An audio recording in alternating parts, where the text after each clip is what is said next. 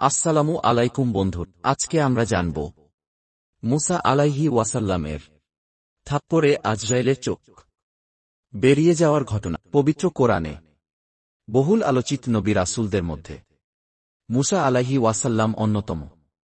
মহান আল্লাহর প্রিয় এই নবীর আগমন ঠেকাতে দাম্ভিক ফেরাউন কত হাজার শিশুকে হত্যা করেছিল, কিন্তু মহান আল্লাহর কুদরতে তিনি মিসরেই জন্মগ্রহণ করেন এবং লালিতপালিত হন।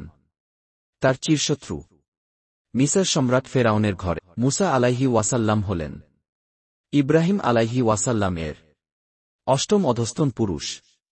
মুসা আলাইহি ওয়াসাল্লাম এর বাবার নাম ছিল ইমরান ও মায়ের নাম ছিল ইউহানিব। তবে মায়ের নামের ব্যাপারে মতভেদ আছে। কোরআনুল কারিমে হযরত মুসা আলাইহি ওয়াসাল্লাম সম্পর্কে অনেক আলোচনা রয়েছে। প্রচুর উপমা ও বিভিন্ন আঙ্গিকে তার ঘটনা বারবার উল্লেখ করা হয়েছে। মুসা আলাইহি ওয়াসাল্লামের মৃত্যুর ঘটনাটি আশ্চর্যজনক। হযরত আবু হুরায়রা রাদিয়াল্লাহু তাআলা আনহু বলেন, মৃত্যুর ফেরেশতা আজরাইল আলাইহি ওয়াসাল্লাম মুসা আলাইহি ওয়াসাল্লামের কাছে পাঠানো হলে মুসা আলাইহি ওয়াসাল্লাম তাকে চপেটাঘাত করেন, যার ফলে আজরাইল আলাইহি ওয়াসাল্লামের চোখ বেরিয়ে যায়। তখন আজরাইল আলাইহি ওয়াসাল্লাম তার প্রতিপালকের অর্থাৎ আল্লাহর কাছে ফিরে গিয়ে বলেন, আমাকে এমন এক বান্দার কাছে পাঠিয়েছেন যে মরতে চায় না।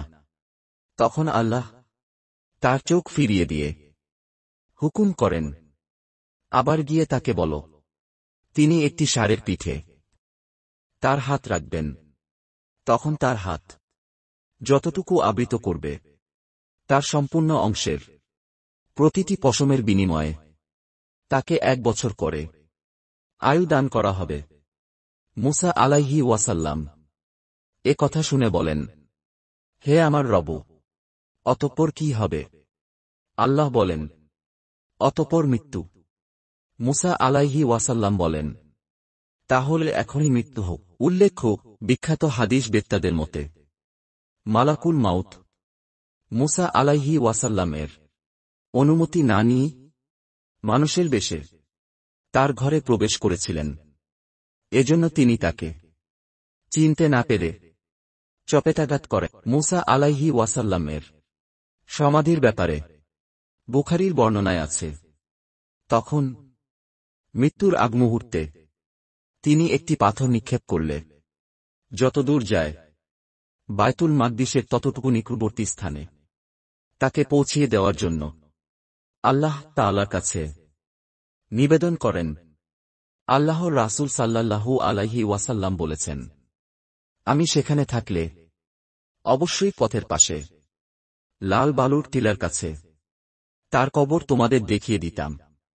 এই হাদিস থেকে প্রমাণিত হয় যে মুসা আলাইহি ওয়াসাল্লামের সমাধি বা মাজার বাইতুল মুকাদ্দাসের উপকণ্ঠে। পৃথিবীতে মুসা আলাইহি ওয়াসাল্লাম কতদিন হায়াত পেয়েছিলেন তা নিয়ে মতানৈক্য আছে।